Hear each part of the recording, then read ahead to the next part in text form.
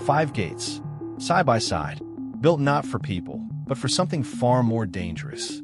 When archaeologists cleared the ancient soil of Perge and uncovered this system of entrances, they went silent. Not because of what they found, but because of what those gates were designed to do. They were engineered to release death, on command, in sequence, in front of thousands of cheering witnesses. And nobody had seen anything like them before. If you're the kind of person who can't walk past a mystery without needing to understand it, you're in the right place. Drop a like if this is your kind of content, subscribe if you haven't already, and let's get into one of the most extraordinary archaeological discoveries in recent memory. On the southern coast of modern Turkey, in a region the ancient world called Pamphylia, lies a city frozen in stone. Perge. It rises from the flat plains of the Aksu district near Antalya. Columns still standing, streets still paved, walls still whispering. It was once one of the most important cities of the ancient Mediterranean. A regional capital, a hub of trade, religion, and civic life. The kind of city where senators walked colonnaded avenues and athletes competed under open skies. But beneath the beauty of Perge, archaeologists have now uncovered something that reframes everything we thought we knew about this place. Professor Sedef Koke-Keps of Istanbul University has been leading excavations here under what's called the Heritage for the Future project. Her team arrived with tools, experience, and a mandate to document. What they found instead was something they were not fully prepared for. The stadium, built in the 2nd century CE, capable of holding thousands of spectators, had been transformed, quietly, systematically, and deliberately. Sometime during the late Roman period, between the 3rd and 6th century CE, this civic monument had been turned into something else entirely, something darker, and the evidence was buried right there, under nearly 2,000 years of earth and silence. The excavation began, as most do, with careful brushwork and slow revelations. But as layers were removed, the picture that emerged wasn't of athletic glory. It was of engineering designed for control, for spectacle, for death. Deputy Head of Excavations Dr. Atak Donmez describes what his team encountered. Elevated platforms, almost theatrical in their positioning. Enclosed chambers carved and constructed along the stadium's edges. Not storage rooms, not administrative offices. Their dimensions, their placement, their reinforced construction, all pointed to one purpose. Animal holding cells, cages built into the bones of a stadium. Then came the gates, 5 of them, positioned side by side, flush against the arena floor. Unlike the grand public entrances through which citizens had once poured to cheer their favorite athletes, these gates were different in design, in scale, in function. They were operational, sequential, controlled, the kind of mechanism you engineer when you need to release something dangerous, and you need to do it precisely. Researchers began calling them, quietly at first, then officially, the gates of death. And alongside the gates, bones, animal bones, scattered across what had once been the arena floor. Not the remains of livestock, the remains of large, wild creatures, the kind that in the Roman world had a very specific role in public life. Execution. Here is where it gets complicated. Perge already had a theater. It already had public spaces designed for performance and gathering. So why convert a stadium, rather than build a dedicated amphitheater, into an execution arena? Roman cities that hosted gladiatorial combat and animal spectacles typically constructed purpose-built amphitheaters. The Colosseum is the obvious example, but across the empire, hundreds of smaller amphitheaters followed similar design principles. An oval or elliptical floor plan, subterranean passages, specialized gate systems. Perge never built one. Instead, someone made a decision. A calculated, architectural decision. Take the stadium that already exists, modify it, and make it serve. The engineering would have been significant. The intent would have been deliberate. And the result, this hybrid structure, half athletic monument, half death arena, is something archaeologists have not previously documented at this site and have rarely paralleled elsewhere in the Roman world. Why Perge specifically? Why this stadium? Why this period? The answers are still emerging. But the questions are impossible to ignore. Let's separate what we know from what researchers are carefully proposing. The confirmed archaeological evidence includes structural modifications to the stadium interior, the five-gate system, enclosed chambers consistent with animal holding areas, animal bone remains within the arena space, and iconographic representations, carvings and relief imagery, consistent with combat and beast fight scenes. From this evidence, researchers have advanced several interpretations. Theory 1. Damnatio ad bestias. The Latin phrase translates roughly as condemnation to beasts. It was a recognized Roman form of capital punishment, public execution by wild animal, conducted before crowds as both entertainment and imperial warning. The condemned might be criminals, prisoners of war, or in certain periods, religious minorities. The archaeological profile at Perge, the animal bones, the gate systems, the holding chambers, fits this practice closely.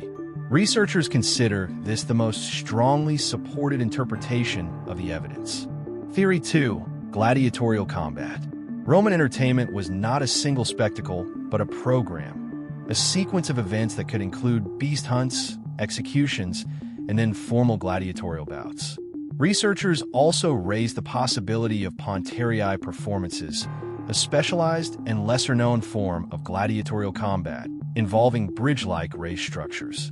Some of the architectural modifications in the stadium may have served precisely this kind of staged, elevated combat. The evidence is suggestive, though less directly confirmed than the animal-related findings. Theory 3.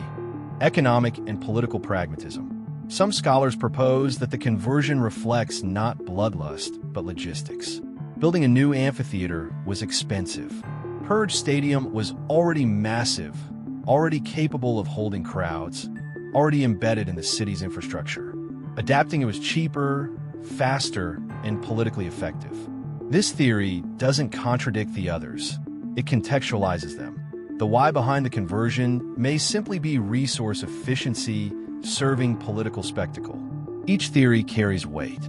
None fully closes the door on the others. The truth, as is often the case in archaeology, likely involves all three. This discovery forces us to reconsider something fundamental about ancient cities. We tend to imagine places like Perge as static, beautiful ruins frozen in their most glorious moment. Colonnaded streets, temples to the gods, athletes in perfect form. The postcard version of antiquity. But Perge was not a postcard. It was a living city shaped by centuries of change, pressure, politics, and survival. The same stadium that once rang with the cheers of athletic competition was later engineered to funnel wild animals toward condemned human beings. The same civic space that symbolized community pride became an instrument of imperial power and public fear. That transformation tells us something profound about how Rome, and by extension, how power in general, uses space. Architecture is never neutral. A building carries the ideology of those who build it, and when ideology changes, buildings change with it. The conversion of Perge Stadium also raises uncomfortable questions about audience. Who watched? What did they feel? Was attendance voluntary, expected, compelled? Roman historians describe crowds cheering at executions the way modern audiences cheer at sporting events. The architecture of Perge suggests those historians were not exaggerating. And this was not Rome. This was a provincial city in southern Anatolia, which means these practices were not confined to the imperial capital. They were exported, institutionalized, replicated across the empire, in cities large and small, adapted to whatever structures already existed. The gates of death at Perge are not an anomaly. They may be a window into something far more widespread than we previously documented.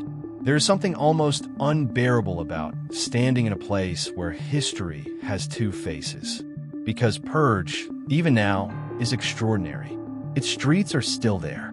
Its fountains have been restored. The Kestros Fountain, dating to the reign of Hadrian nearly 2,000 years ago, now flows with water again for the first time in 18 centuries. There is life returning to this ancient place, and it is genuinely moving. But the gates of death are also still there. 5 openings in the stone, silent and patient, facing the long stretch of what was once an arena floor. They don't look like much at first. They never do, with things like this. And yet behind them, in whatever past moment they were pulled open, something happened that the stone remembers and the earth preserved. A crowd gathered. A decision was made by someone with authority. Animals were loaded into chambers. A signal was given, and the gates opened. We can study the bones. We can analyze the iconography. We can theorize about the Pontarii and the Damnatio and the economic pressures of late empire.